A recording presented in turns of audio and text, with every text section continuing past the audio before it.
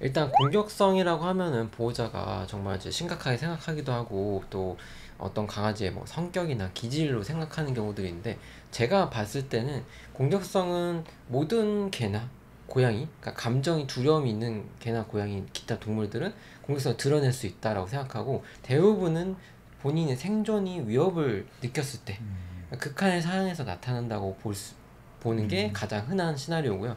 대부분 공격성은 이제 90% 이상은 두려움, 불안에 기인한 공격성으로 봅니다. 그 나머지는 이제 뭐 사냥을 한다거나 놀이를 잘못 오인해서 무는 경우, 그것도 다시 놀이 공격성이라 예전에 불렀는데 최신 행동학에서는 그냥 부적절한 놀이 행동이라고 이제 좀 다르게 표현을 하고요.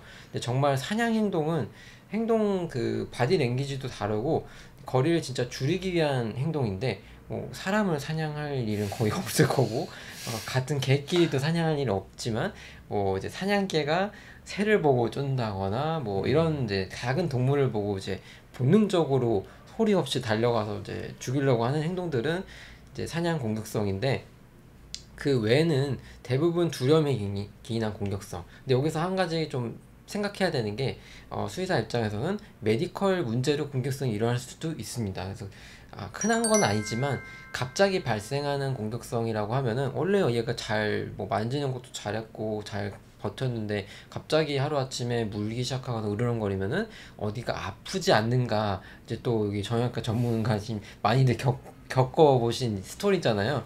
네, 어디 부위 만지면 이제 갑자기 물고 그쵸. 으르렁거려. 네, 네. 통증이 가장 사실 흔하다고 저는 음, 생각하고요. 음, 그런 게 이제 감별이 됐다고 가정했을 음, 때는 불안 두려움이 좀 점점 쌓여서, 이 정도는 나 이제 못 버티겠는데, 그랬을 때 공격성으로 나타난다.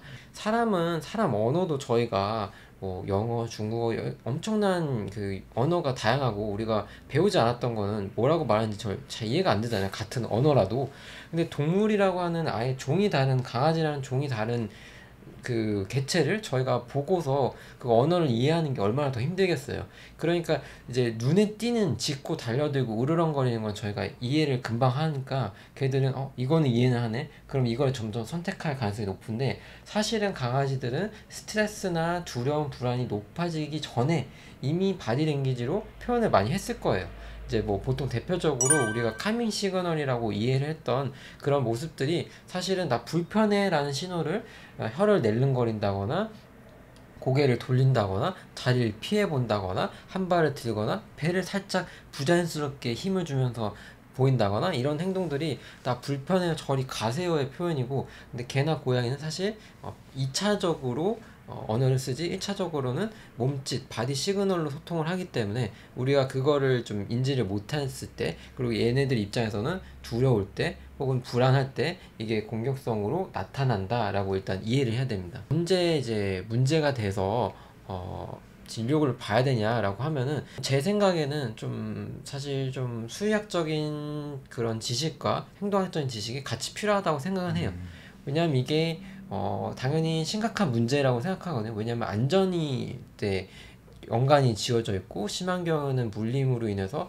뭐 피가 날 수도 있고, 반복이 되면 학습이 돼서 공격성으로 해결돼야 되는구나 라고 자꾸 반복이 몇 번만 돼도 사실 걔들은 공격성을 이제 선택을 자꾸 하게 됩니다. 그래서 사실 한두 번 일어났다고 해서 뭐 작은 상처고 내가 다음에 조심하면 되지, 이렇게 좀 안일하게 생각하면 안 된다고 생각해요. 우리가 그냥 그 바디 시그널을 못 봤을 뿐이더라도 이런 게 발현됐을 때는 반드시 우리가 바로바로 해소를 하지 않은 이상 더욱더 악화될 수 있다. 심지어 이제 연구 결과에 의하면은 여러 가지 이제 보통 보호자들이 행동 문제가 있을 때 공격성을 포함해서 대부분 수의사를 거치지 않고 닥터 구글이라던가 아니면 이제 훈련사한테 많이 가셔요. 그게 무조건 나쁘다는 건 아닌데, 이제 이때 많이 이제 미스가 되는 경우들이 생긴다. 훈련으로 교정이 될 수도 있지만 훈련 문제가 아닐 수 있다는 것을, 사실 훈련사는 훈련에 특화됐지 건강상 문제나 정신 건강을 다루지는 않기 때문에 이 부분이 이제 부재할 수 있다라는 거고, 또 연구 결과에 의하면은 훈련도 사실 훈련 방식이 여러 가지가 있거든요. 혼을 내는 방식도 있고, 그러니까 훈육이라고 말하는 방식과 긍정 강화 보상을 기반한 방식, 크게 두 가지가 있는데, 사실 두려움이나 불안에 기인한 문제 행동은 우리가 혼내거나 강압적인 방식을 했을 때 생각해 보면은 얘가 두려움이 해소가 될까요? 더 심해질 거. 거나 그대로거나 둘 중에 하나겠죠. 근본적인 원인이 해결이 안 됐으니까. 그래서 그게 일시적으로 겁을 주어서 얘가 짖던 애가 안 짖는 것처럼 보일 수는 있어요. 근데 그게 해소가 된 게 아니라 위협을 받으니까 얘가 갑자기 얼어있을 수 있는데 그럼 잘 됐네 라고 생각하는 게 아니라 공격성은 오히려 경고를 하는 게 낫거든요. 경고를 안 하면 나중에 그냥 물어버려요. 그럼 더 악화돼서 심각한 상태로 왔을 때 경고도 안 하는 애는 사실 치료 예후가 더 나쁩니다.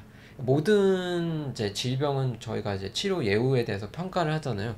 근데 더 오래되고 경고가 없고 증상이 너무 심했을 때 당연히 예후가 나빠질 수밖에 없기 때문에 공격성은 저는 좀 더 심해지기 전에 발현이 됐으면 이제 좀 빠르게 개입을 하시고, 개입을 했을 때 일반적인 조언이나 어떤 관리나 교육을 통해서 나아지는 게 바로 보이지 않으면, 진전이 없다면은 그때는 좀 전문가의 도움을 이제 좀 빠르게 요청을 하는 게 더 좋지 않을까 싶습니다. 어쨌든 무능계의 경우에는 일단 행동 전문 수의사를 만나야 된다고 생각해요. 훈련사분들이 워낙에 잘 하셔도, 베테랑 훈련사들이셔도 이게 아이들마다 다르고 어떤 아이한테는 맞고 어떤 아이한테는 안 맞을 네. 수 있으니까. 근데 네. 이제 이 원장님이 훈련사 미국 아까 그 자격증도 가지고 계신 거잖아요. 네. 최신의 근거 기반의 어떤 훈련을 해야 되는지, 그리고 네. 그 전에 진단이 더 중요하니까. 제가 그 정형외과 진료를 하다 보니까 마사지 할 때 네. 처음에 여기 아픈 데를 만져서 물어요가 되게 많은데 네. 처음부터 무는 강아지 한 번도 못 봤고, 네. 처음에는 제가 악수할 때 10%로 마사지 하라 그러거든요. 네. 악수할 때 10%로 네네. 세게 만지니까 무는 거지. 맞아요.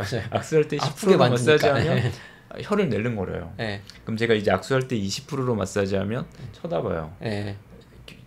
너무너무 착하고 멋진 아이죠. 네. 경고를 계속 주고 있었죠. 네네. 근데 여기서 이제 네 번째로 좀 40%로 하게 되면 혀를 약간 이런 식으로 보여요. 네네네. 약간 정구 증상을 좀 보여주지, 네. 물려고. 네. 거기서 이제 50%라면 물겠죠. 네. 근데 이거를 네. 근데 사랑하는 보호자님들께서 마사지가 아이한테 좋대 하고 계속 한다든가, 아니면 아까 말씀하셨던 그런 시그널들을 사실 보호자님이 잘 몰라서 그런 게 아니라 네. 정말 처음 키워보거나 이러면 당연히 진짜 모르거든요. 네네. 이걸 누가 학교에서 알려주지도 않고 강아지 키울 때 알려주지도 않으니까, 세계적으로. 네.